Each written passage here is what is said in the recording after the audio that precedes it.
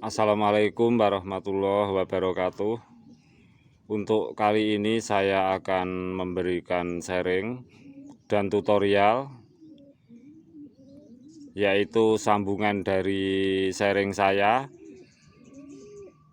yang pernah saya upload tanggal 13 Januari tahun 2021 pada bagian pak 29 natrium klorida hebat. Nah, sekarang saya akan mengulang kembali dan upload kembali. Nah, ini saya rasa penting karena cara merawat kita itu harus sesuai situasi dan kondisi, bahkan situasi kondisi kita sendiri itu harus tanggap terhadap tanaman kita. Baiklah kawan, mari kita simak bersama. Ini pohon buah tin yang pernah saya upload, bahkan sering saya upload. Jadi ini sahabat, setelah kita mengadakan pemotongan kita perhatikan, ini adalah pruning yang lama, ini juga pruning yang lama, tetapi efeknya kita lihat ini akan terjadi tunas, tumbuh tunas, dan ini akan tumbuh bunga. Juga demikian kita perhatikan, ini juga tunas, ini bunga. Juga demikian ini kawan, kita perhatikan, ini bunga, ini tunas, tumbuh tunas, maksudnya ini adalah tunas. Kita perjelas lagi, ini adalah tunas air, ini adalah bunga. Nah, inilah kelebihan daripada pohon tin jika kita merawatnya itu dengan sistem dari mula. Kita persiapkan rawatan dari awal yang saya sebut rawatan vegetatif dengan kombinasi pupuk hijau daun yang seperti ini. Walaupun toh pengendalian itu ada juga situasi kondisi di mana kita menggunakan pupuk NPK 16, di mana kita menggunakan TSP. Tetapi walaupun itu jarang kita lakukan. Nah, sekarang kawan, perlu saya tutorialkan di sini. Ketika kita mendapati sebuah rawatan vegetatif yang sangat subur, jadi untuk memotong tunas buah tin itu jangan dipotong sampai ke pangkal pokok. Maksudnya sampai ke tunas-tunasnya kita potong sampai ke sini, itu jangan kawan. Hendaknya kita menyisakan berapa tingkatan tangkai daun. Jadi 1, 2, 3 kita sisakan, kita potong seperti ini. Kita potong seperti ini. Juga demikian ini kawan. Supaya lebih jelas lagi. Nah, ini ada beberapa tangkai, di 1 tangkai daun, 2 ke atasnya ini,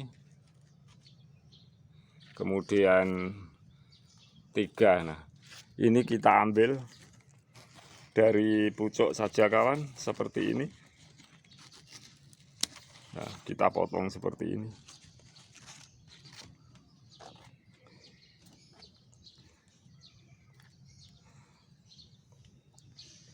Nah, waktu tanggal 13 Januari seperti bunga-bunga seperti ini belum nampak.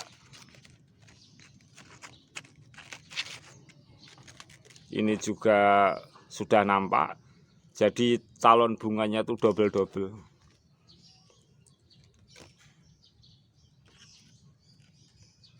Calon bunganya double-double. Juga demikian kawan, yang cabang tangkai lainnya sekarang sudah nampak calon bunga. Ini calon tunas, calon bunga dari kita potong seperti ini.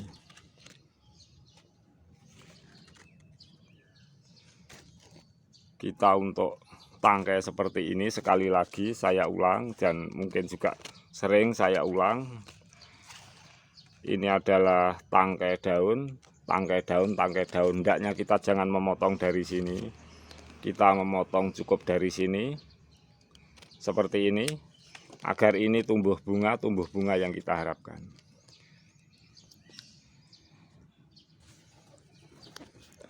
Nah ini tanggal 13 Januari, yang kemarin tanda-tanda bunganya itu belum nampak, sekarang itu sudah nampak kawan. Ini adalah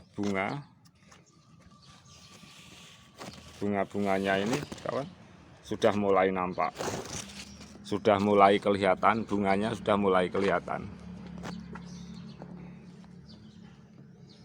Ada beberapa bunganya yang sudah mulai kelihatan.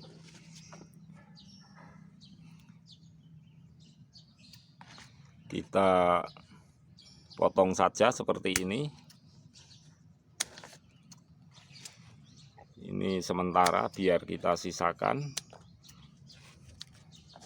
Mengingat posisinya yang seperti ini juga, cara memotong kita juga kita potong pucuknya aja sedikit seperti ini.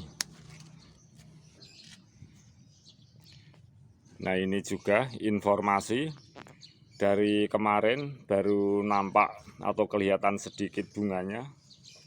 Sekarang bunganya seperti sudah kelihatan jelas. Yang saya sebut tempo dulu bahwa 1 bulan keluar bunga. Nah ini sekarang sudah sangat jelas bahwa ini adalah betul-betul bunga.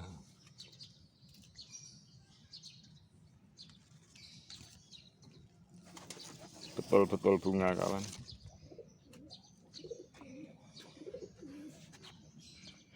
Ini yang saya buat spekulasi, baru saya kenakan sinar matahari beberapa hari, belum nampak keluar bunga sama sekali, hanya tunas-tunas saja.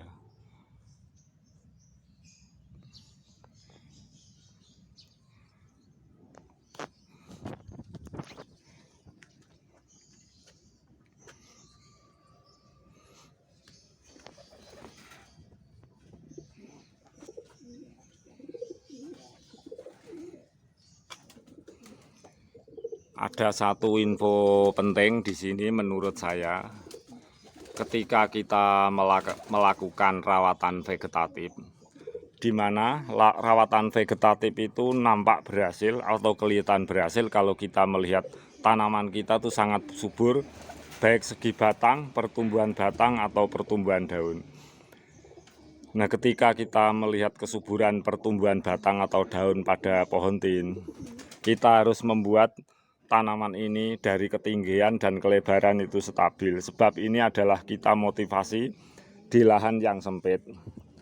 Kecuali kalau motivasi kita di dalam tanah, kita tidak perlu untuk serius atau konsentrasi untuk membuat tanaman ini punya ketinggian dan kelebaran berapa. Berhubung ini motivasi di lahan yang sempit, di polybag atau di pot, tentu kita itu harus punya teknik yang seperti ini. Ini bukan ruwet kawan, ini kalau penghobi pecinta tanaman tentu akan suka melakukan hal ini. Jadi inilah ketika kita memotong tunas-tunas, itu tidak langsung habis ke bawah seperti ini. Kita potong hanya pucuk-pucuk tunas saja. Karena apa? Karena rawatan vegetatif kita berhasil. Jadi ketika kita memotong tunas pada pucuk buah tin, itu tangkai-tangkai kelopak bunga yang menempel di batang-batang atau di ranting-ranting pohon tin itu akan mengeluarkan bunga juga. Karena apa? Karena rawatan vegetatif yang berhasil. Jadi nampak itu ciri-cirinya adalah kelihatan dari pertumbuhan bunga dan daun dari pohon tin itu sendiri. Itulah ciri-ciri rawatan vegetatif pada pohon tin yang berhasil. Nah, seperti pohon tin yang pernah saya upload, ada 60 biji dalam satu pohon, 3 cabang tangkai. Nah ini kawan, akan saya coba. Ini ada beberapa yang saya buat eksperimen, 1, 2, 3 atau 4 ini ya. Ini pemula. Besok setelah ada yang 2 batang, mungkin ada yang 2 cabang, maksudnya ada yang 1 cabang, itu besok mampu menghasilkan jumlah buah berapa. Karena apa kawan? Ketika kita menghasilkan jumlah berapa itu bukan masalah jumlah sedikit atau banyak, tetapi juga kualitas. Dalam satu batang kita menghasilkan misalnya buah cuma 1, nah itu kan walaupun penghobi kita merasa tidak puas. Tetapi ketika kita satu batang menghasilkan 5 atau 10, tetapi kecil-kecil, nah kita pun juga kurang puas. Yang saya harapkan di sini sebuah rawatan vegetatif, insya Allah dengan rawatan yang baik, sistem yang baik, satu batang bisa menghasilkan buah yang banyak dan besar-besar. Itulah yang saya harapkan ya. Baiklah sahabat semuanya, saya akhiri informasi saya tentang buah tin sebagai lanjutan dari Pak 29 natrium klorida hebat. Karena ini saya lakukan sangat penting sebab situasi dan kondisi cuaca lain-lain itu mempengaruhi keadaan. Tentu perawatan-perawatan itu membutuhkan teknik dan keilmuan yang berdasar pada situasi dan kondisi itu sendiri. Baiklah sahabat semuanya, demikianlah tutorial saya tentang pohon tin. Baiklah sahabat semuanya, demikianlah tutorial saya sebagai lanjutan Pak 29 yang pernah saya tutorialkan. Semoga bermanfaat.